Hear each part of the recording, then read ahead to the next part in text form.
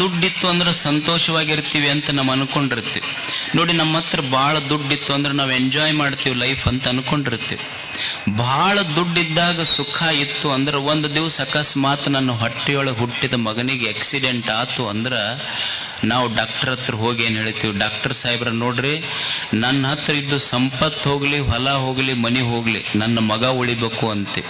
ಅಂದ್ರ ನನ್ನ ಸಂತೋಷ ಸುಖ ಏನಾತಂದ್ರೆ ದುಡ್ಡಿನ ಮೇಲಿಂದ ಮಗನ ಮೇಲೆ ಶಿಫ್ಟ್ ಆತದ.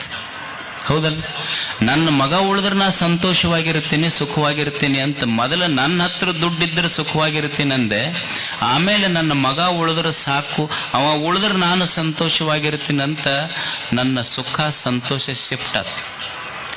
ಆಮೇಲೆ ಮಗ ಉಳ್ದ ದೊಡ್ಡವಾದಂತ ತಿಳ್ಕೊಡ್ರಿ. ಅವ ದೊಡ್ಡವಾದ ಮೇಲೆ ಮದುವೆ ಮಾಡಿದ್ರಿ ನೀವು. ಅವ ಇವನಿಗೆ ಪಿಸ್ತೂಲ್ ತೋರಿಸಿ ನಿನ್ನ ಆಸ್ತಿ ಎಲ್ಲ ನನಗೆ ಬರಸು ಅಂತ ಕುಂತಾವ. ಅವಾಗ ಬರ್ಯಾಗ ಒಟ್ಟು ಮಗ ಕೇಳನಂತ ಕೊಟ್ಟವೇನ್? ಅವಾಗ ಏನಂತೀವಿ, ಅಷ್ಟು ನಿನಗ ಕೊಟ್ರೆ ಹೆಂಗ, ನಾನು ಉಂಡು ತಿಂದು ಸುಖವಾಗಿರ್ಬೇಕಲ್ಲ ಅಂತ ನನಗೊಂದಿಟ್ಟು ಬೇಕಂದಿವ. ಅಂದ್ರ ನಾವು ಅಷ್ಟು ಕೊಡಕ್ಕಾಗೋದಿಲ್ಲ. ನಾವು ಗಂಡ ಹೆಂಡತಿ ಏನು ಮಾಡ್ಬೇಕು, ನಮಗೂ ಬೇಕಲ್ಲ ಒಂದಿಷ್ಟು, ನಮಗೊಂದಿಷ್ಟು ಉಳಿಸು ಅಂದ. ಅವಾಗ ಮುದುಕಿಗೆ ಹೇಳ್ದ, ನಡಿ ಡಾರ್ಜಿಲಿಂಗ್ ಕರ್ಕೊಂಡು ಹೋಗ್ತೀನಿ ನಿನಗೆ ಡಾರ್ಲಿಂಗ್ ಅಂದ.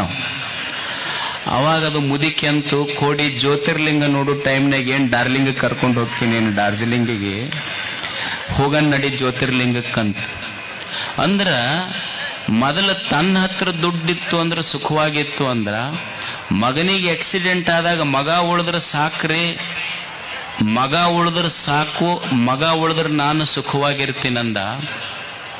ಕೊನೆಗೆ ಮಗ ಆಸ್ತಿ ಬೇಕು ಅಂದಾಗ ನಾನು ಸುಖವಾಗಿರ್ಬೇಕು ಅಂತ, ನಾನು ಉಂಡು ತಿಂದು ಆರಾಮಿರ್ಬೇಕಂದ್ರೆ ನನ್ನ ಇಂದ್ರಿಯಗಳು ಸುಖವಾಗಿದ್ದರೆ ನಾನು ಸುಖವಾಗಿರ್ತೀನಿ ಅಂತ ತಿಳ್ಕೊಂಡ.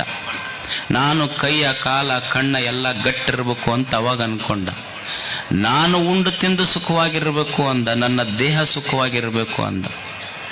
ಅಂದ್ರ ದುಡ್ಡಿನ ಮೇಲಿನ ಪ್ರೀತಿ ಮಗನ ಮೇಲೆ ಬಂತು, ಮಗನ ಮೇಲಿನ ಪ್ರೀತಿ ಹೊತ್ತು ತನ್ನ ಮೇಲೆ ಪ್ರೀತಿ ಬಂತು, ತನ್ನ ದೇಹದ ಇಂದ್ರಿಯಗಳ ಮೇಲೆ ಪ್ರೀತಿ ಬಂತು.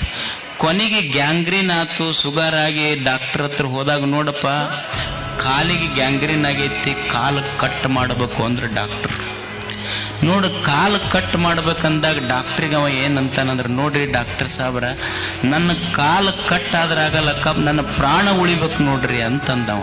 ಅಂದ್ರೆ ಕಾಲಿಗಿಂತ ತನ್ನ ಪ್ರಾಣ ಪ್ರೀತಿ ಆತು. ಕೊನೆಗೆ ಮುಪ್ಪಾದಾಗ, ಸಾವಿನ ಹಾಸಿಗೆ ಮೇಲಿದ್ದಾಗ, ಯಾರೂ ಸೇವಾ ಮಾಡಕ್ಕಿರ್ಲಾರ್ದಾಗ ಸ್ವಾಮಿಗಳು ಹೋದಾಗ ಕೈ ಹಿಡಿದು ಅಂತಾನ, ಯಪ್ಪ ನನ್ನ ಪ್ರಾಣ ಹೋದ್ರೆ ನಾ ಸುಖವಾಗಿರ್ತೀನಿ ನೋಡು ಅಂದ ಕೊನೆಗೆ. ಅಂದ್ರ ಒಮ್ಮೆ ದುಡ್ಡಿದ್ದಾಗ ಜೀವನ ಸುಖ ಆದ್ರೆ ಇನ್ನೊಮ್ಮೆ ಸಾವೇ ಸುಖ ಕೊಟ್ಟತಲ್ಲ. ಸುಖ ಇರುವುದು ಜೀವನದೊಳಗೋ ಸಾವಿನೊಳಗೋ ಅನ್ನುವ ಸತ್ಯ ಇನ್ನೂ ನಮಗೆ ಅರ್ಥವಾಗದೆ ಉಳಿದಿದೆ ಮನುಷ್ಯನಿಗೆ.